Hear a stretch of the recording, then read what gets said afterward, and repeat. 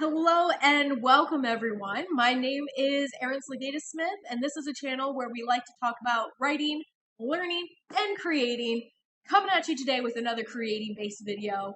We are going to be building off of what we did on our last video, and we're going to be working with the hand drawing of a hand again, so that we can start experimenting with other shading techniques that will be useful in future projects. So without any further ado, let's get into it.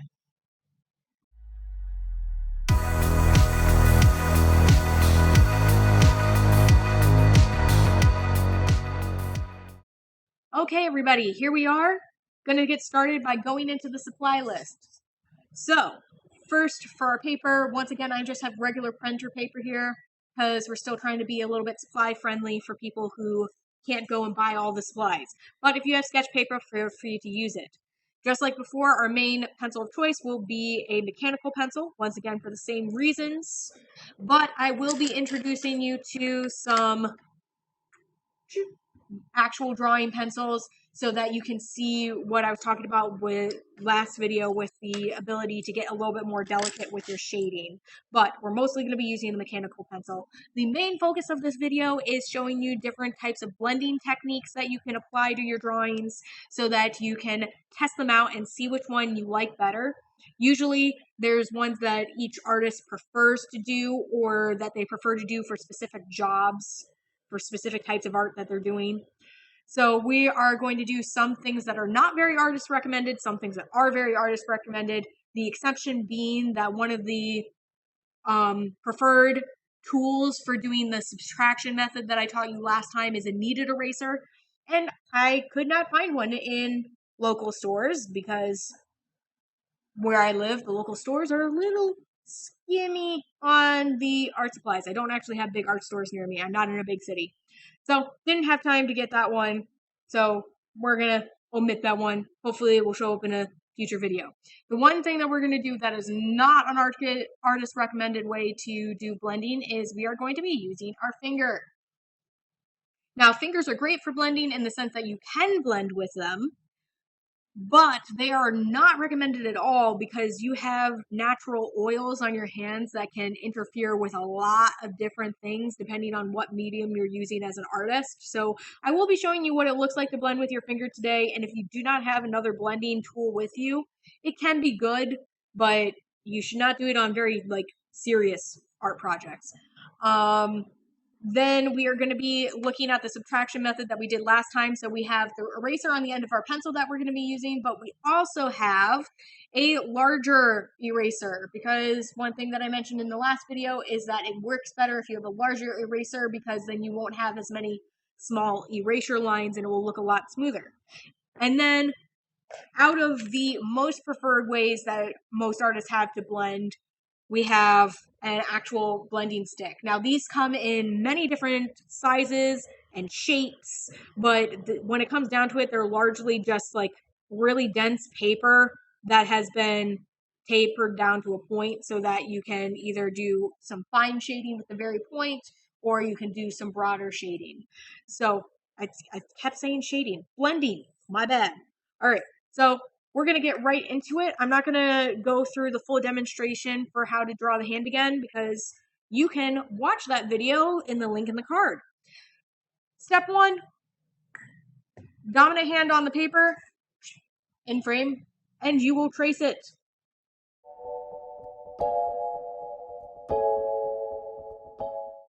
Step number 2, clean up the lines.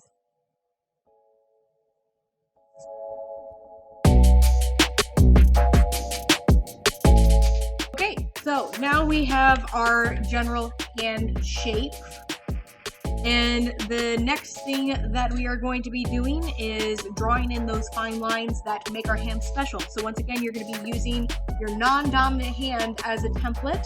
If you would like a lefty day at some point, I can do a lefty day and show you some stuff drawing left-handed. I'm unfortunately catering to the masses because more people are right-handed at the moment. So non-dominant hand, lines on the page. Go!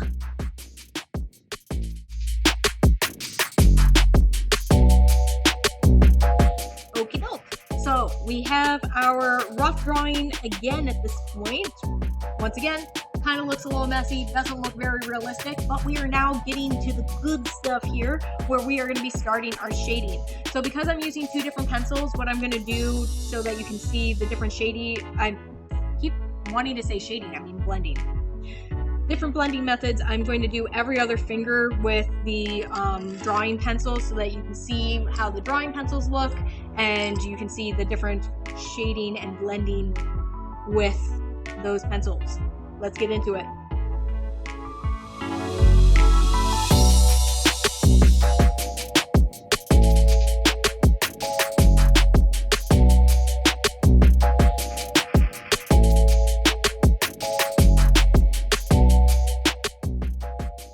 All right, we got our very basic shading done. Pretty obvious just without even zooming in which fingers were done with the mechanical pencil versus which ones were done with the drawing pencils.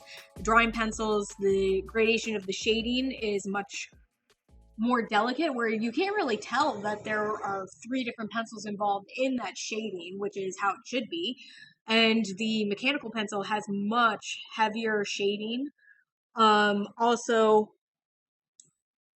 one of the things that you will notice is that my shading is not very smooth. That's partially because of the particular shading style I was doing. Plus, I tend to not worry about it as much knowing that I'm about to blend it out later. So if your lines are a little bit jagged on your shading, for this particular technique, that's okay. One of the things that's super exciting is that as you grow in your artistic skill, you'll find things that you really prefer to do and you'll get techniques that you really like to do. There's even like a ton of different methods for how you hold pencils, which is fun. Hello, Xander. This is my kitten's feet. Sorry. Pardon me. Excuse me. Coming through. Let go of my pant leg. All right.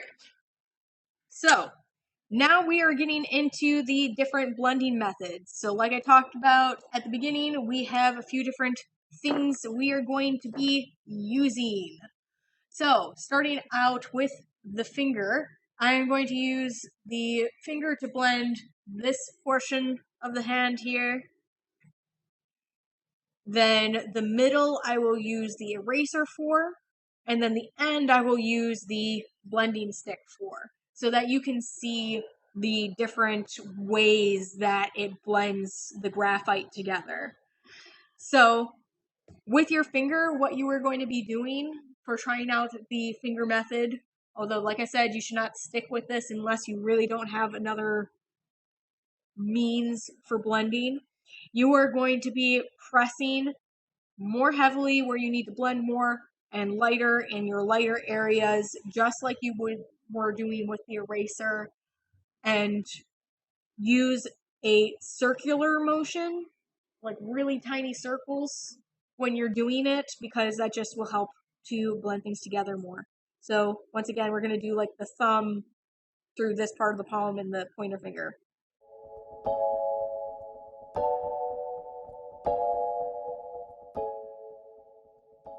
There we go, blended, sort of. So as you can see, I now have a ton of graphite on my finger. So don't touch anything with this finger until you clean it off, because you will leave marks. But you can see that it did actually work, which is why I'm showing it to you. It did actually blend a lot of the graphite together. It worked better on the one that I did with the drawing pencils, because once again, it was much finer lines where you can still see, even without me trying to zoom in or anything, that there are still lines left in the part that was shaded with the mechanical pencil. I also just realized that I forgot to tell you to redarken your hand lines, so we're gonna backtrack for a second and do that real quick.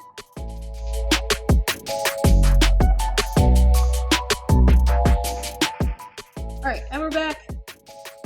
Re-blended as well, but just like how I was talking about before, putting the lines back in, any place where you go harder in with the pencil, you're not going to be able to get rid of as much of those harsh lines. They're not going to blend in as well as with the other techniques that I'm going to be showing you next. So if you're in a pinch, your finger will work, but this is the kind of turnout you're gonna get. So next what we're gonna do is, actually I'm gonna go in with the pencil eraser like we did on the original drawing for this part, and then the thicker eraser on the next part.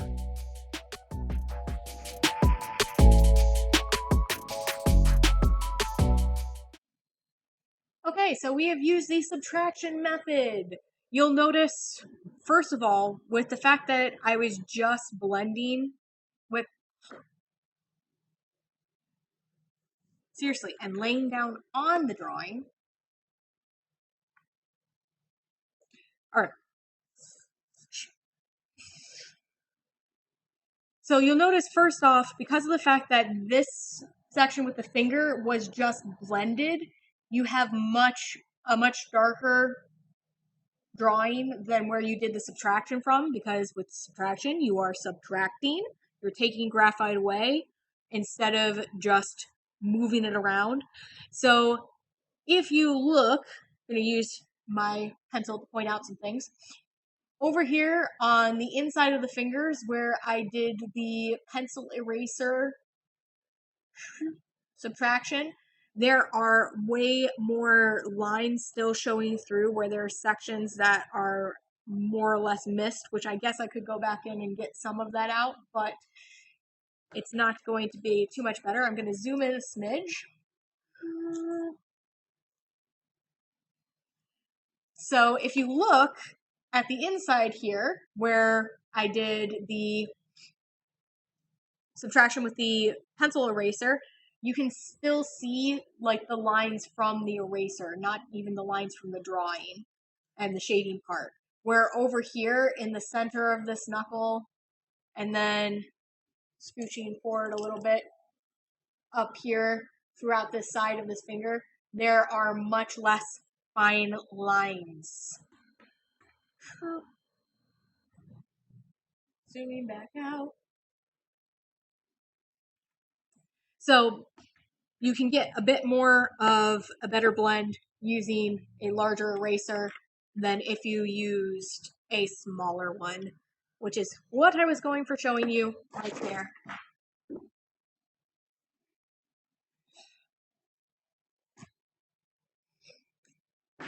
Last but not least, we are going to be using the blending stick. So for the remainder of this hand, we are going to be blending it. Once again, we are going to be using those circular motions throughout all of this in order to blend it in. It just helps. So because of the fact that we're doing a larger area, if you are trying this at home with your own blending stick, you're going to be using the side portion here. I'm trying to like not touch it because if I get the oils from my fingers on it, kind of negates the purpose of using a blending stick anyway. So you're going to be using the side of the point, not the top of the point, because the top of the point is way more fine. It's meant for like nooks and crannies. So you're using the flat point, doing small circles.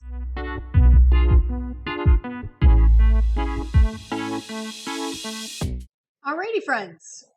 We have now blended the last portion. So you can see that it is very similar to what it looked like doing the blending with your finger.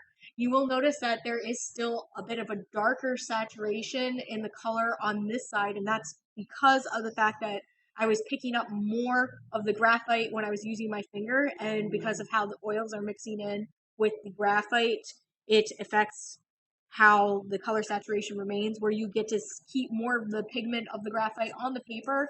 If you use a blending stick, it doesn't pick up as much, which is actually very useful.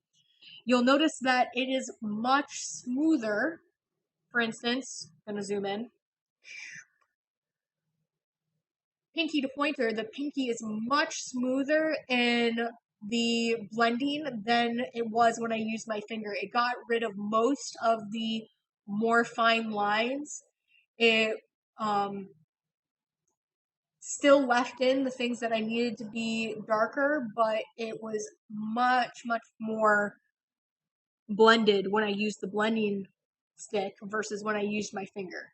So usually your preferred method for blending is going to be a blending stick so that you can still keep all of that pigment on the page, not have a dirty hand, and make sure that you have the most blended, put together shading compared to any of the other techniques.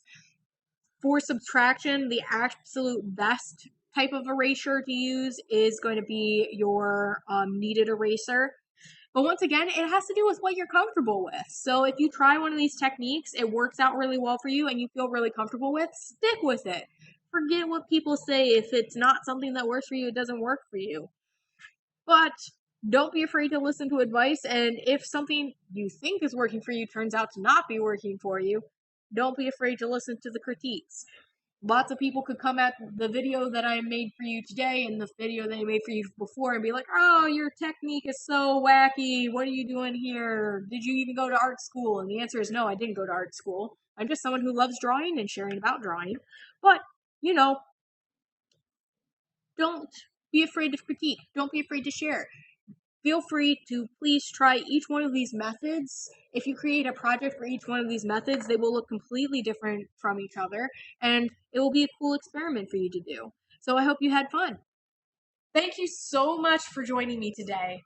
I hope that you enjoyed doing this project, and if you did complete it, please do send it to me through Instagram or through Facebook. My links are in the description below. I would love to see how your project came out and hear your feedback on which of the shading methods that we did that you enjoyed. And other than that, please like, share, and subscribe, and have a good one. Until the next one.